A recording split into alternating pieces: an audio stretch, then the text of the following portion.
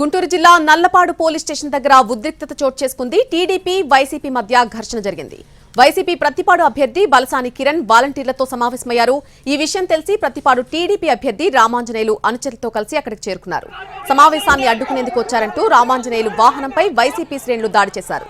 YCP నేతల దాడిపై ఫిర్యాదు చేసేందుకు టీడీపీ నేత రామాంజనేయులు నల్లపాడు పోలీస్ స్టేషన్కు వెళ్లారు. మరోవైపు టీడీపీ నేతలపై ఫిర్యాదు చేసేందుకు వైసీపీ నేతలు కూడా పోలీస్ స్టేషన్కు చేరుకున్నారు. ఈ క్రమంలో పోలీస్ స్టేషన్ దగ్గర ఇరు వర్గాల మధ్య వాగ్వాదం, తోపులాట జరిగింది.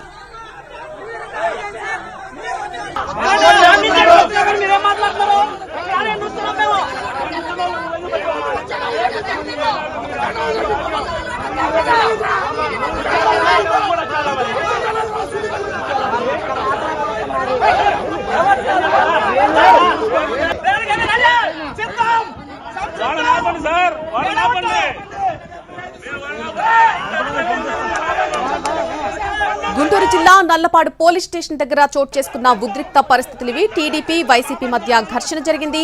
వైసీపీ ప్రతిపాడు అభ్యర్థి బలసాని కిరణ్ వాలంటీర్లతో సమావేశమయ్యారు. ఈ విషయం తెలిసి ప్రతిపాడు టీడీపీ అభ్యర్థి రామాంజనేయులు అనుచరులతో కలిసి అక్కడికి చేరుకున్నారు. సమావేశాన్ని అడ్డుకునేందుకు వచ్చారంటూ రామాంజనేయులు వాహనంపై వైసీపీ శ్రేణులు దాడి చేశారు. వైసీపీ నేతల దాడిపై ఫిర్యాదు చేసేందుకు టీడీపీ నేత రామాంజనేయులు నల్లపాడు పోలీస్ స్టేషన్కు వెళ్లారు. మరోవైపు టీడీపీ నేతలపై ఫిర్యాదు చేసేందుకు వైసీపీ నేతలు కూడా పోలీస్ స్టేషన్కు చేరుకున్నారు.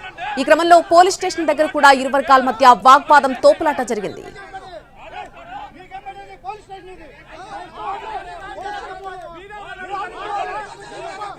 ఇక ఘర్షణకు సంబంధించి పూర్తి అప్డేట్ మా ప్రతినిధి కృష్ణ ఫోన్ లైన్ లో అందిస్తారు. కృష్ణ,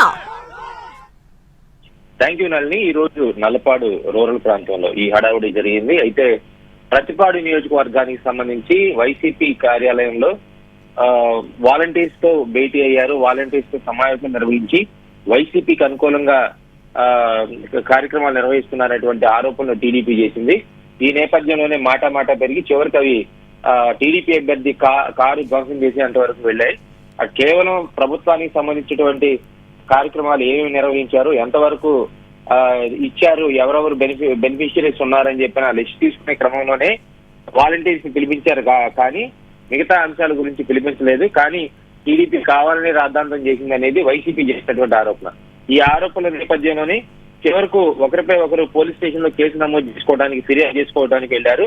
అక్కడ కూడా నల్లపాడు పోలీస్ స్టేషన్ లో కూడా రెండు వర్గాలు, అటు వైసీపీ టు టీడీపీ రెండు వర్గాలు కూడా ఒకరిపై ఒకరు వాగ్వాదం చేసుకోవడం, అదేవిధంగా బహాబాయికి దిగడం కూడా జరిగింది. ఆ తర్వాత ఆ పోలీస్ స్టేషన్ సమీపంలోనే ఇరు పక్షాలకు సంబంధించినటువంటి కార్యకర్తలు బైఠాయించి అభ్యర్థుల్ని అరెస్ట్ చేయాలనేటువంటి డిమాండ్ కూడా ప్రధానంగా తీసుకొచ్చారు.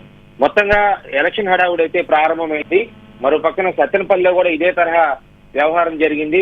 సత్తెనపల్లిలో కూడా కొన్ని తాయిలాలు అక్కడ పెట్టారు అని చెప్పి ఆరోపణలతో, కొన్ని చీరలు కూడా అక్కడ పెట్టారనే ఆరోపణలతో ఫిర్యాదులు చేసుకున్న నేపథ్యం. ఇలా ఒకరిపై ఒకరు ఆరోపణలు చేసుకోవడం అయితే స్టార్ట్ అయింది ఉమ్మడి గుంటూరు జిల్లాలో. ఈ నేపథ్యంలో వైసీపీ టీడీపీ వర్గాలు మాత్రం దాడికి పాల్పడుతున్నటువంటి పరిస్థితి. ఈ నేపథ్యంలోనే పోలీసులు రంగప్రవేశం చేయటం, ఆ తర్వాత చెదరగొట్టడం కూడా జరిగింది.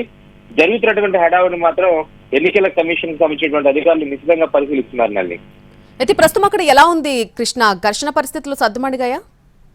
ప్రస్తుతం ఘర్షణ పరిస్థితి అయితే సద్దుమణింది. ఎందుకంటే పెద్ద ఎత్తున పోలీస్ బలగాలు కూడా ఆ ప్రాంతానికి చేరుకున్నాయి. అదేవిధంగా నల్లపాడు రూరల్ పోలీస్ స్టేషన్ లోనే జరిగింది కాబట్టి ఉన్నటువంటి పోలీస్ సిబ్బంది, అదేవిధంగా అధికారులు వాళ్ళిద్దరిని కూడా వారించారు, ప్రస్తుతం బయటికి పంపించారు.